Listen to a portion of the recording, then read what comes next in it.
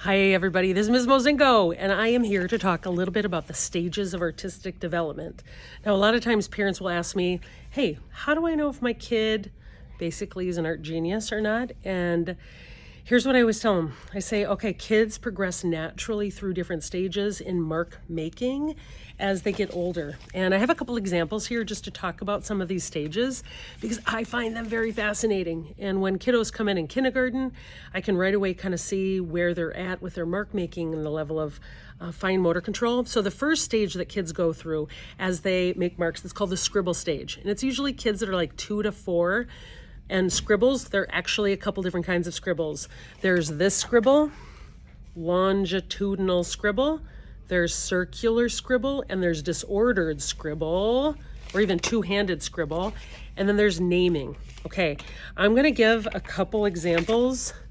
This is almost starting to branch out just a little bit more, but like some of these, you're starting to see a kid that's starting to emerge from the scribble stage, okay?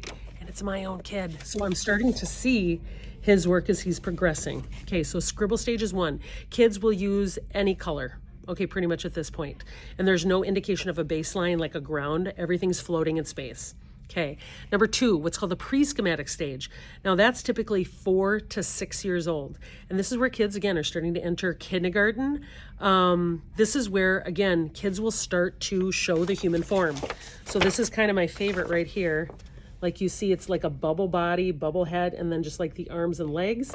Personal favorite, when kids start to draw sausage fingers. Okay, big, like it's a circle, and then these big sausage fingers, you see that a lot of time.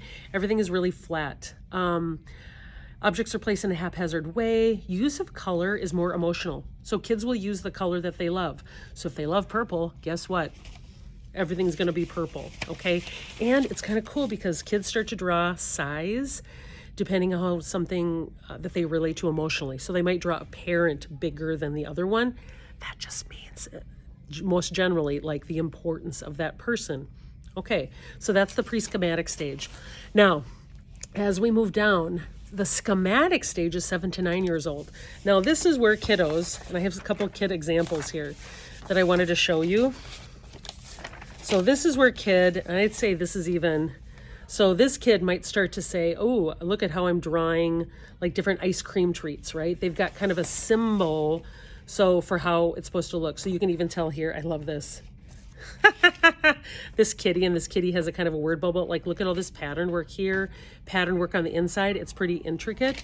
So schematic is where a lot of people get stuck. So like the V bird that you typically see, that V bird is something that a lot of adults get stuck in this stage.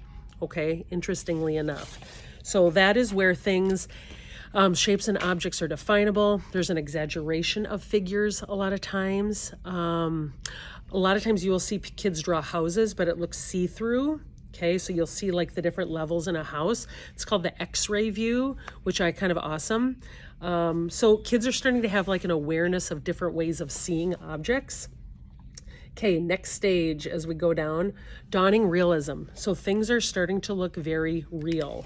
So for example, and this is what's kind of interesting. I've got 2 really great examples. I'm gonna kind of cover, yeah, I don't think the student signed it. Okay, so this would be a great example. So this is 9 to 11 years old. So check it out. I'm gonna try to get the name out there.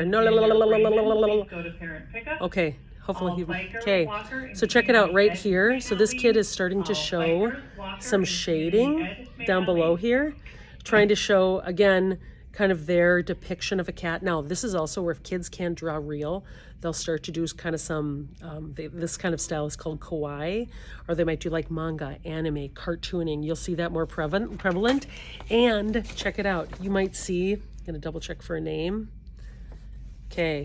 You might see things that are a little bit more fantastical, right, in their work. So this kid, very highly expressive. This kid has a very rich inner life, I can tell, because of this work. I know this one is inspired by Frank Big Bear, something that we were looking at, but I look at the motor control, which is very, very tight, very interesting, but I can tell this kid is trying to put their own spin on things. Now, the very last step, 11 to 13-year-olds, this is where the research drops off a little bit. This is the pseudo-realistic stage. Kids are trying to show things proportionally, more realistically. And a lot of times, kids' brains go through a sloughing around 10, 11 of neural pathways. And so there's this perfectionism thing that happens. So this is like year 5, 6. If I can't draw, I'm not good at art. Kids kind of turn off, which is completely not true, which is why they start to do things that are more surreal, or they might do things that are a little bit more step by step. Think Art for Hub Kids or Art for Kids Hub, whatever. Okay, you know what I mean. But pseudo-realistic is they're trying to show like all of the fine details. Sometimes you might even see very stiff bodies or over-exaggerated masculine traits or feminine traits, things like that. But this is where you just try to get kids to experiment with different ideas as well. I would always encourage using different materials. I would encourage getting kids using ebony drawing pencils, which are really something that I encourage in class. Love these so much, that you can get by Prismacolor. Prismacolor set of colored pencils is always a good thing to have around, but to have a big space for kids to just create. So thank you so much. I hope this helped about the stages of artistic development. As always, give a holler if you have any questions. Take care. Bye-bye.